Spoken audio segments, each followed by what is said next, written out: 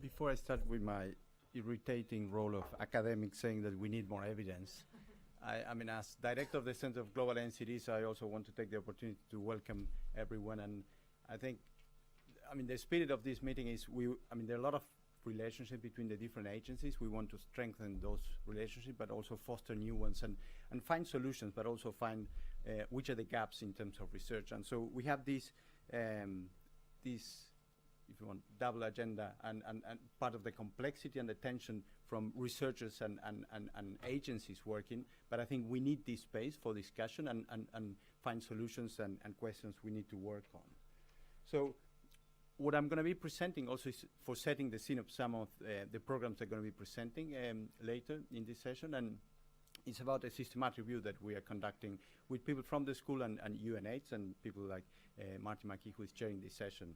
And for that, I just want to start covering briefly what is integration, the rationale for integration of HIV and NCDs, and present some preliminary results.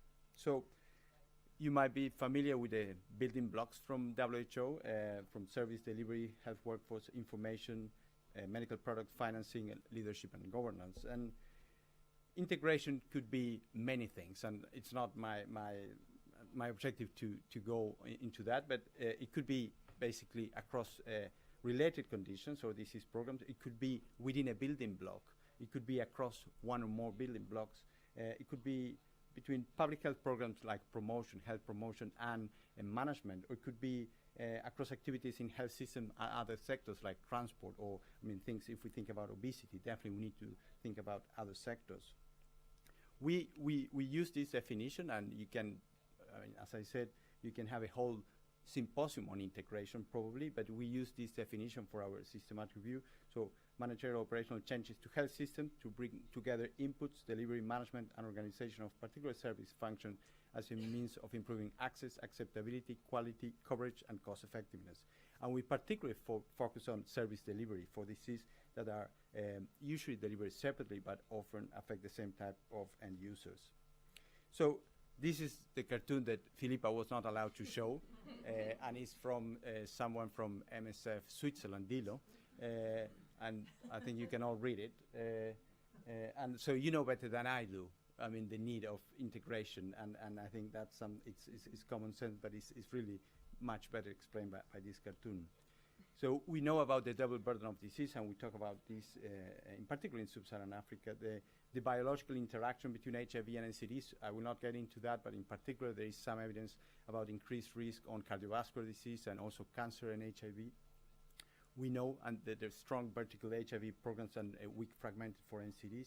And I agree that, I mean, our entry point is NCD, but maybe covering some of the things that Taman was mentioning, we should be thinking about health in general, but NCDs cover many of diseases and the commonalities and potentials to leverage from HIV systems. And this shows years lives with disability. This is data from the Institute of Health Metrics, University of Washington, and you can see this is from sub-Saharan Africa.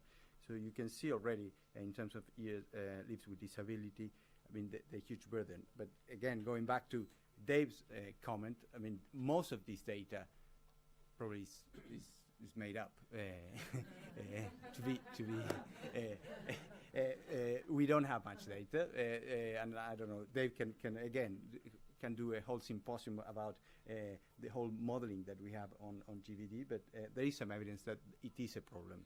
And this is data from the same source, from the IHME. There is development assistance for health. So these are millions of dollars, and in blue you can see HIV. This is sub-Saharan Africa again. So most of the development money is going for HIV and maternal health and malaria. NCD is quite flat.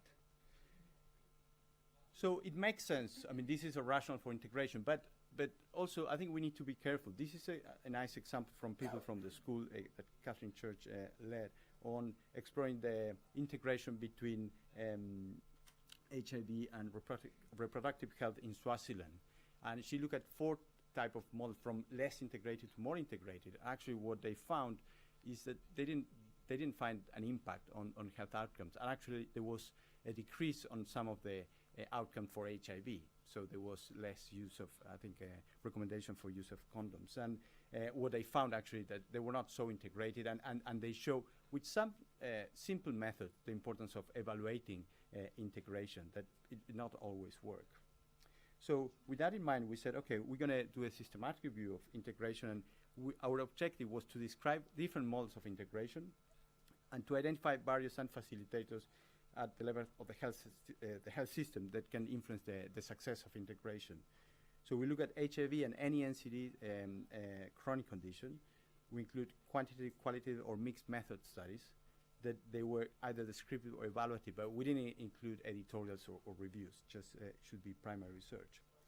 We found more studies than in the previous one that make us to do more work, and that's why it's taking us longer, 155 studies. And this slide shows on the back the prevalence of HIV and where the studies came from. So you can see most of them came from North America, a third from Africa, followed by Europe, and then Asia, and only 1% in Latin America and Australia. These were the main conditions that were reported in the papers: mental health, substance use disorders, cervix cancer, cardiovascular disease, and others. I'm going to just concentrate a portfolio of systematic reviews that we are producing in the different topics. One that is led by Dina Balabanova, that is the overall review, and then by topic. The one I'm involved is more on cardiovascular disease, and that's the one I'm presenting here. As I said, the preliminary result. There were 17 studies in 14 reports, but only 6 were full papers, what made everything much more difficult to analyze. The most common integration was HIV, diabetes, and hypertension. Most of the studies were descriptive. They were just talking about the program and what they've done in a descriptive way. The reporting, as I said, because we only found 6 full papers, was incomplete. Most of the follow-up was short, and all they measured were more process outcomes or proxy outcomes, blood pressure, for example. These were, we tried to summarize the different models and the level of the patient entry point, and this reflects that. So community and mobile, and this shows from less intense to more intense in terms of treatment. So these are mainly screening, and these are, they go treatment and referral. Community and mobile, HIV clinic, primary healthcare, and secondary healthcare. And you can see the distribution of these studies. Unlike the overall review, most of the studies for cardiovascular disease were in sub-Saharan Africa. Most of them were add-on to existing HIV services. That's how they were designed. As I mentioned before, they were descriptive.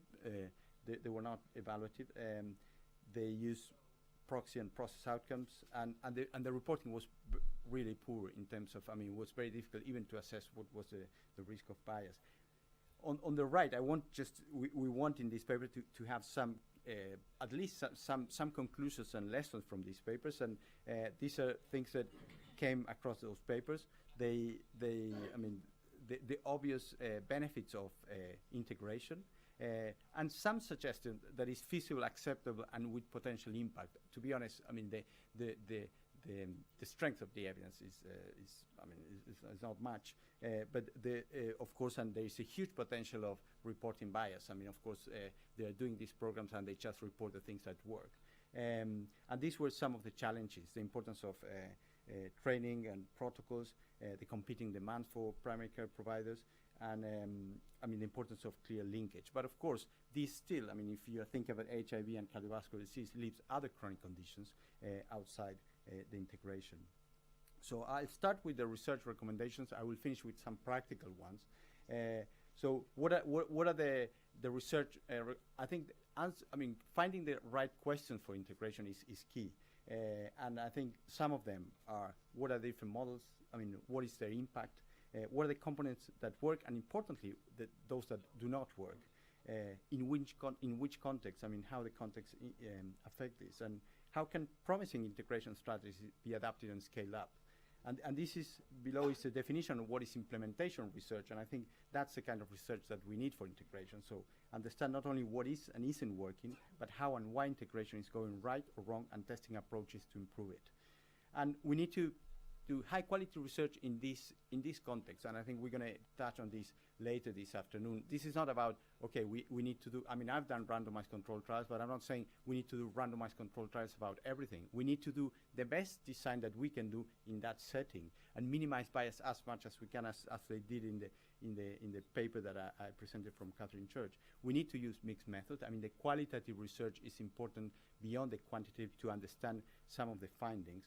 We need to do, I mean, large studies, and again, this comes to some of the data, some of the discussion we had before about the need of data, process evaluation, and clearly better reporting.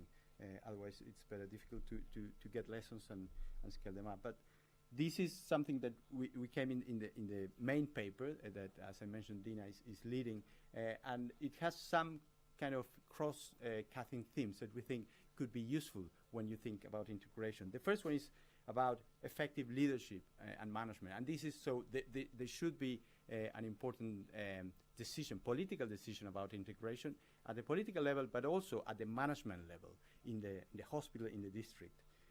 Then the structures and resources supportive of integration. This is like the hardware of the of integration. And I think this is key. I mean, location, I mean, co-location might be important, but also, for example, for mental health, there should be a location that is appropriate to deal with these kind of patients, where you can deal separately with patients that they are in a nice and appropriate environment. Train and health workers with appropriate incentives and clear roles. An important issue is communication, formal and informal communications and collaboration, and this again is finding most in the qualitative results of the papers we found. There's a lot about the importance of communication, and part of the findings is the lack of communication. And then patient-centeredness. I mean, this is the most obvious one, and although I think for anyone, if anyone has been a patient and understand the importance of this, we are not just HIV patients or hypertensive patients, but I think we work in that way. I mean, as researchers, as NGOs, and I think we need to keep that in mind all the time. It's easy to say, but it's not so difficult, not so easy to implement. So, as I mentioned, this is the work of a group of people. I